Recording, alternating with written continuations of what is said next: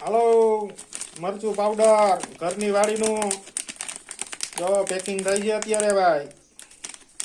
100% શુદ્ધ હો ભાઈ કોઈ પણ જાતની ભેળસેળ નહીં કલર નહીં મિક્સિંગ નહીં કાંઈ જો હાથે જ પેકિંગ કરવાના હાથે જ દરવાનું જો આ પેકિંગ થઈ ગયું જો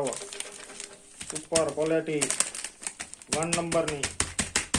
એક વખત વિશ્વાસ કરો એક વખત 1 કિલો મગાવો